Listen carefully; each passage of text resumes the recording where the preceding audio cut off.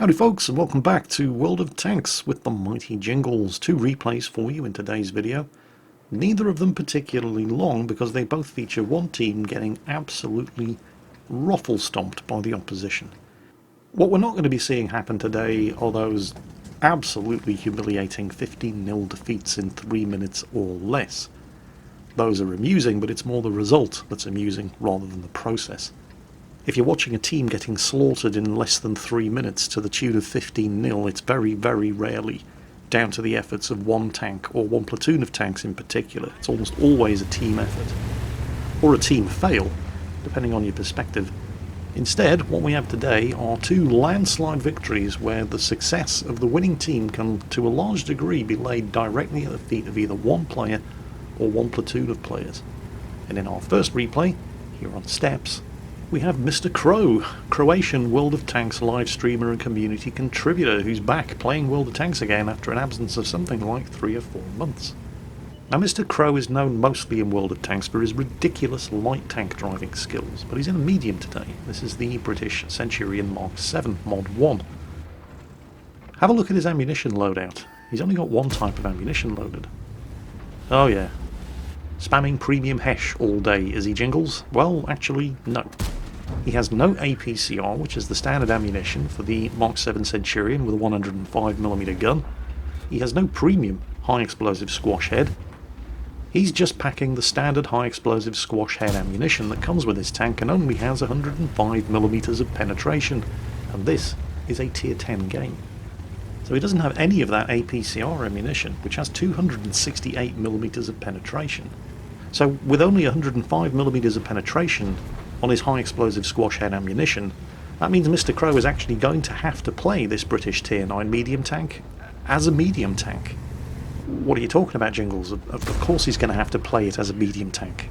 It is a medium tank. Have you been staying out in the sun too long again? Well, if you're playing medium tanks of certain other nations and you find yourself facing heavies from the front and dug-in tank destroyers, and you can't really be bothered with all that outflanking and manoeuvring medium tank malarkey, all you have to do is get yourself into a hold-down position, press the 2 key, load the gold, and quicker than you can say, hey presto, you've just turned what's supposed to be a medium tank into a hold-down heavy with higher DPM than a parachute regiment clothing store on top of Mount Everest. Mr. Crow can't do that. He's going to have to actually play this tank like a medium. Of course, that T69 over there isn't exactly making it difficult for him.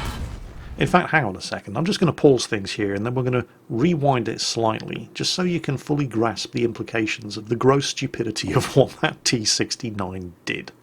Well, yeah, Jingles, we get it. He drove out sideways on in front of a Centurion firing Hesh. He guaranteed that Mr. Crow was going to be able to penetrate his armour. Well, what he did was actually far worse than that. Have a look at this IS-7. Special mention should be given to the IS-3, who was dumb enough to YOLO an IS-7 right at the start of a game, and met his inevitable death in the perfect position to give that IS-7 hull-down cover. Meanwhile, the T-69 drives out in front of these two, realises he can't hit or even penetrate the IS-7, and so drives right out into the open in front of these two to take shots at the T-34 and the Lorraine behind them. Unsurprisingly, didn't work out too well for him. Still 3 enemy tanks down there. And with only 105mm of penetration, Mr. Crow has to aim every single one of these shots. 2 tanks left. Centurion Action 10's been taken out. From that angle, he's not going to be able to penetrate the hull of the Kranwagen, but he can at least blow his tracks off and leave him there for the rest of the team. And if he aims carefully, he will be able to penetrate the engine deck and do a lot of damage to that FV4202. APCR ammunition, despite having 268mm of penetration, fired into the top surface of the engine deck of an enemy tank at that kind of angle would have bounced. The Hesh, not so much. Of course, if he actually had any APCR loaded, he wouldn't have had to aim for the top of the engine deck. He could have just fired straight into the side of the tank. There are now only 6 enemy tanks left. Very soon there are going to be 5 enemy tanks left. And to be completely fair, the rest of the team have done a very, very good job on the other side of the map, so much so that the 5 remaining enemy tanks are caught in a crossfire. Look at them all scurrying for cover like a bunch of rocks that have just been exposed to daylight when you turn a rock over. His first shot into that T-34 did 500 damage, and well, now he's on low enough health that he just has to hit him to kill him. The Hesh will do a lot more damage than the APCR if it penetrates, but in order for it to penetrate, you have to aim your shots very, very carefully and put yourself into the position where you can do things like this. Straight into the rear of the engine of the Death Star. Scratch 1 tier 10 tank destroyer. Enemy light tank over there running for his life, abandoning the 2 remaining tank destroyers. Little does he know he's just running straight into the welcoming arms of the rest of the team advancing up the western flank. 2 remaining enemy tank destroyers. Goes for the Waffenträger Panzer IV. Takes a hit from the ISU, but, well, he's taken barely any damage so far in this game. He can afford to take it. Finishes off the Waffenträger. Takes another hit from the ISU, but he's got the health to spare. The ISU is now a one-shot, and the Hesh is going to kill him. 1600 spot and damage, 5,500 actual damage, and Top Gun in a tier 10 game, firing ammunition that only has 105mm of penetration. If you like that, there's plenty more on his Twitch TV channel, linked down below in the video description. Also, he's a bloody nice chap and a fine Croatian gentleman. I've actually met him personally on a couple of occasions. And the last time I went to Germany, it was his hometown, and he actually took the trouble to show me around and introduce me to all the sites. So, Mr. Crow, in the Centurion Mark 7, firing nothing but standard Hesh ammunition. Our second Roflstomp replay comes in courtesy of Edge of Insanity in the M60. It's an American gift premium tier 10 medium tank. He's platooned up with 3rd Guards in the STB-1. And the STB-1 is a very good tier 10 medium tank. The M60, bit of an enigma. Not many people have actually seen an M60 in the wild, and that's because only 30 of them were given away on the EU server to the top players in the first Clan Wars campaign. So what's the M60 like? Well, it's kind of like the M48 pattern, except for where it's not like the M48 pattern, and the differences are it has a slower rate of fire on the gun, it's slightly bigger, slightly easier to hit, and the armour isn't quite as good as the M48 pattern.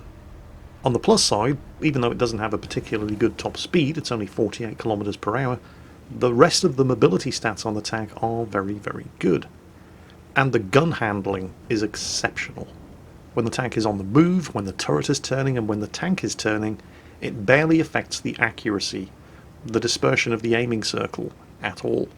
This tank is a very, very nice close-range, brawling dogfighter of a medium tank. And you're going to be seeing plenty of that in this battle.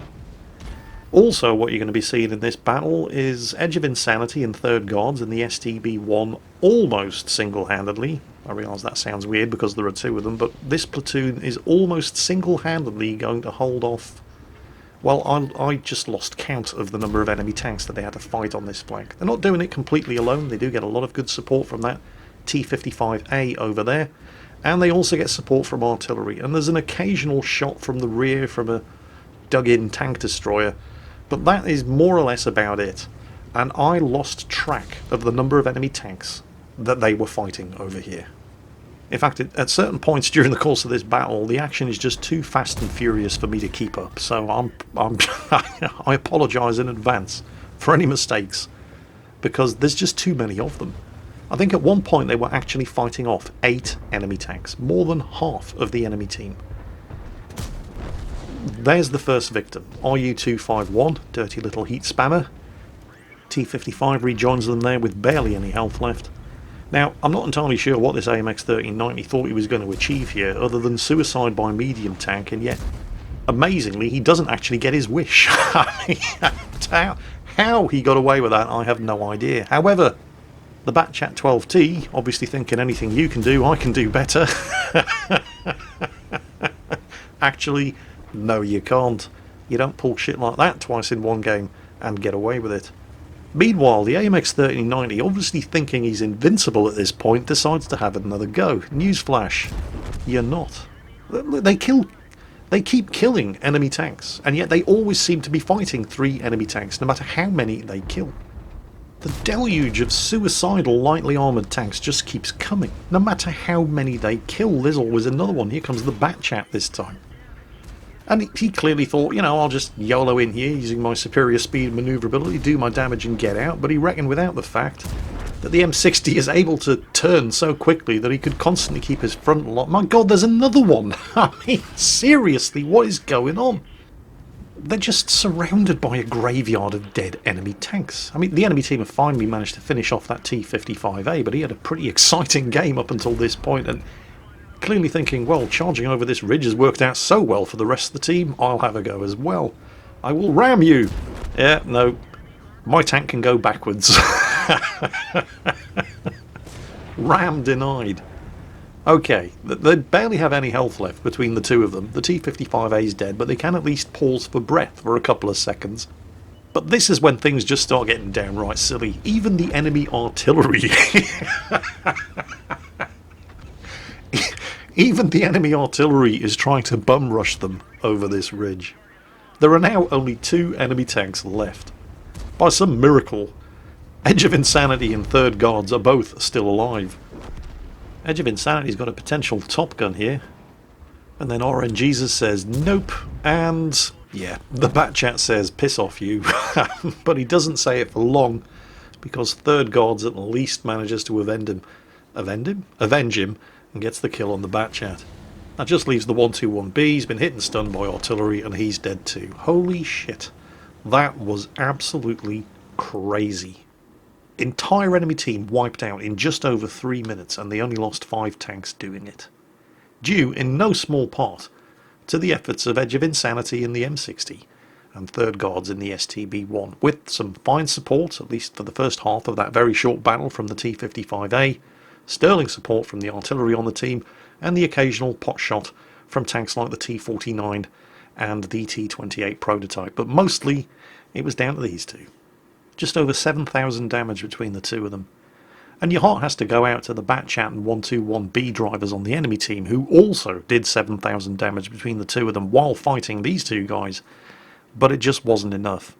Due in no small part to the mass suicide of all the light tanks, as they just kept competing with each other to see who could be the first one to get slaughtered by the M60, the STB-1 and the T-55A behind that ridge.